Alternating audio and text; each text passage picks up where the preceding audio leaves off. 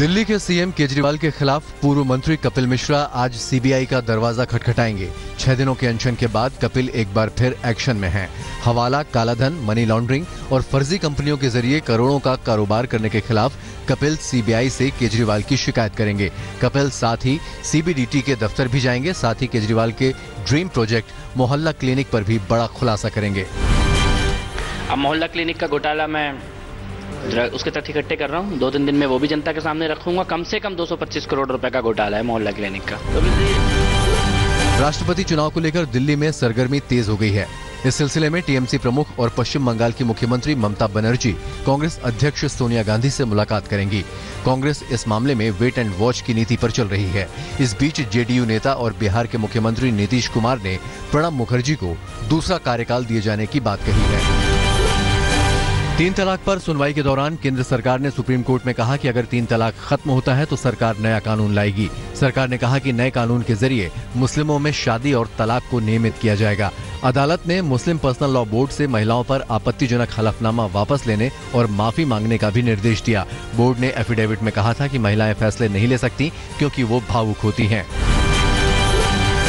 नया यूपी बनाने की कवायद में जुटे सीएम योगी आदित्यनाथ ने 1 जुलाई से यूपी में जीएसटी लागू करने का ऐलान किया। योगी ने कहा कि जीएसटी लागू करने वाला यूपी 9वां प्रदेश बनेगा। इस बैठक में सीएम अपने विधायकों को नीति और योजनाओं पर लेक्चर देते रहे और विधायक खर्राटे भरते रहे।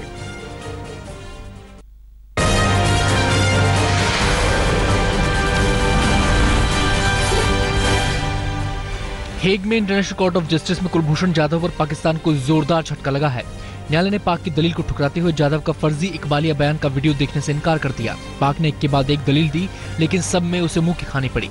पाक ने कहा कि जासूस और आतंकवादी के मामले में वियना संधि लागू नहीं होती। बाद में पाक ने पैंतरा बदलते हुए कहा कि जाधव को फांसी देने की कोई जल्दी नहीं है और जाधव के पास अपील करने का 150 दिन का वक्त है। आईसीजे में जाधव की पैरवी कर रहे हरीश साल्वे सिर्फ 1 रुपया फीस ले रहे हैं।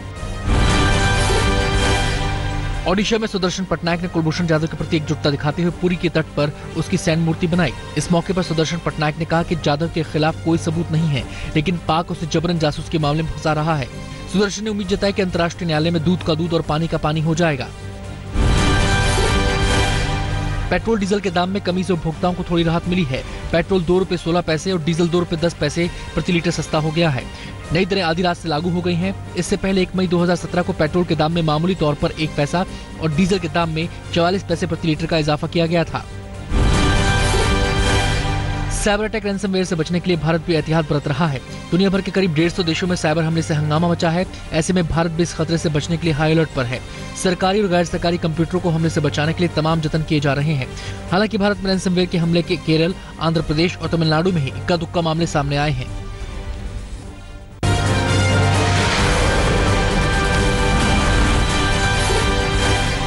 दिल्ली के मानसरोवर पार्क इलाके में बदमाशों का सरेआम खूनी खेल।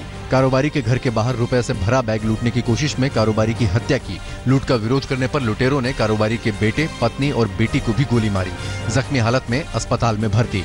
पुलिस अब लुटेरों की तलाश में जुटी है। दिल्ली में एक नाबालिग के साथ बुजुर्ग के रेप का मामला सामने आया है। बताया जा रहा है कि आरोपी की स्टेशनरी की दुकान है। नाबालिग लड़की उसकी दुकान पर किताब खरीदने गई थी। आरोपी ने उसे जबरन दुकान में खींच लिया और उसके साथ बलात्कार किया। पुलिस ने पीड़ित के बयान पर मामला दर्ज कर लिया है। आरोपी फरार है। यूपी के मथुरा में अपराधी बेखौफ हैं। बदमाशों ने एक गहने की दुकान को दिन दहाड़े लूट लिया। लूट का विरोध कर रहे 4 लोगों को लुटेरों ने गोली मार दी, जिसमें 2 की मौके पर ही मौत हो गई, जबकि 2 लोग गंभीर रूप से जख्मी हो गए। लुटेरे लाखों का गहना लूटकर रफूचक्कर हो गए। पुलिस अब लुटेरों की टोह में लगी है। यूपी के फैजाबाद में एटीएम कार्ड का फर्जीवाड़ा करने वाले गिरोह को पुलिस ने धरा है। ये गिरोह लोगों को बड़ी चालाकी से चूना लगाकर उनके खाते का माल उड़ा लेता था। यूपी के मेरठ में एक सिगरेट कारोबारी के अपहरण की खबर है। घर से ऑफिस के लिए निकले कारोबारी श्याम मोहन गर्ग रविवार से लापता हैं। परिवार ने अपहरण की आशंका दर्ज कराई है। हालांकि पुलिस ने अभी सिर्फ गुमशुदगी का मामला दर्ज किया है। पुलिस कारोबारी की तलाश कर रही है। मध्य प्रदेश के इंदौर में मॉडल अनामिका दुबे की हत्या की गुत्थी पुलिस ने सुलझा ली है। पुलिस ने इस मामले में मॉडल के बॉयफ्रेंड धीरज शर्मा को गिरफ्तार किया है। पुलिसिया पूछताछ के बाद धीरज ने अपना जुर्म कबूल कर लिया है।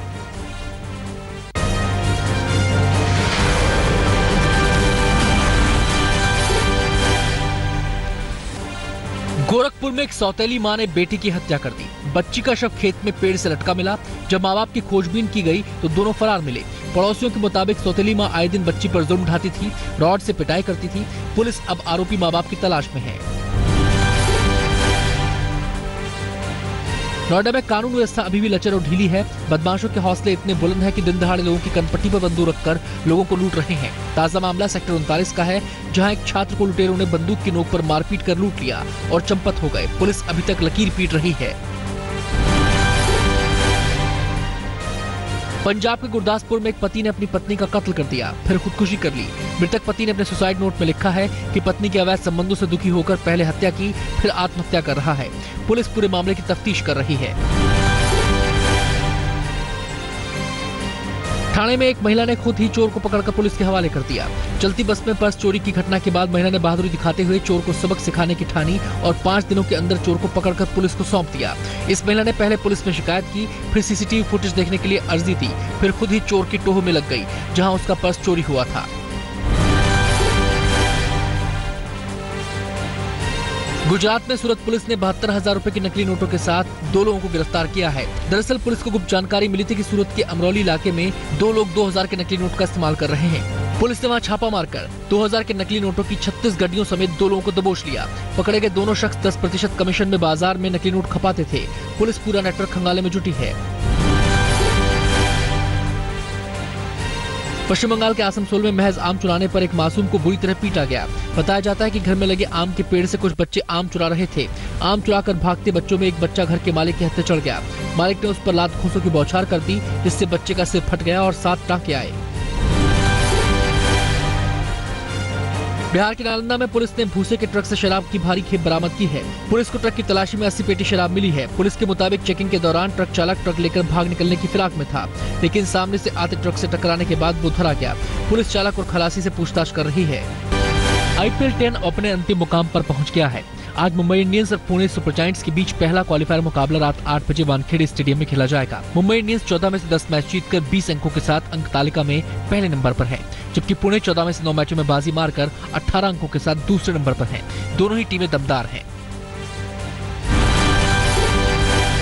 आज तक को IPL सट्टेबाजी में गिरफ्तार पूर्व अंडर-19 क्रिकेटर नयन शाह का एक्सक्लूसिव वीडियो मिला है।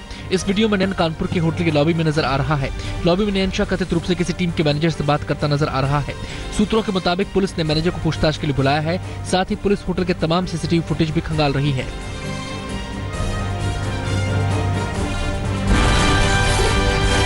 भारतीय महिला क्रिकेट में दीप्ति शर्मा और पूनम राउत ने ऐतिहासिक पारी खेलकर अपना नाम इतिहास में दर्ज करा दिया है।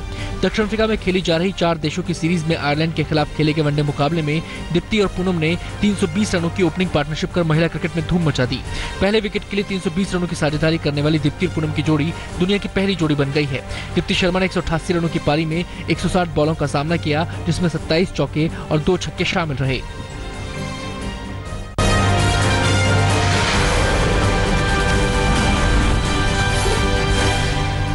तमाम राजनीतिक उठापटक के बीच दिल्ली के मुख्यमंत्री अरविंद केजरीवाल ने अमिताभ बच्चन की फिल्म सरकार 3 का लुत्फ उठाया। कनॉट प्लेस के ऑडियंस सिनेमा हॉल में केजरीवाल सोमवार को अपने परिवार के साथ फिल्म सरकार 3 का शाम 5 से 8 का शो देखने पहुंचे।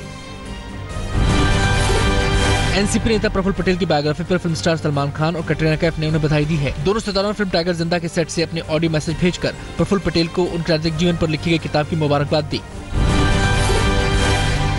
रजनीकांत की दीवानगी के एक से बढ़कर एक किस्से हैं। ताजा मामला चेन्नई का है, जहां रजनीकांत की एक झलक पाने के लिए एक फैन अपने पूरे परिवार के साथ हांगकांग पहुंच गया। इन दिनों हांगकांग में रजनीकांत की फिल्म निंगा की शूटिंग चल रही है। श्रीनिवासन नाम के इस दीवाने ने अपने हीरो की एक झलक पाने के लिए 1.5 लाख रुपए फूंक दिए।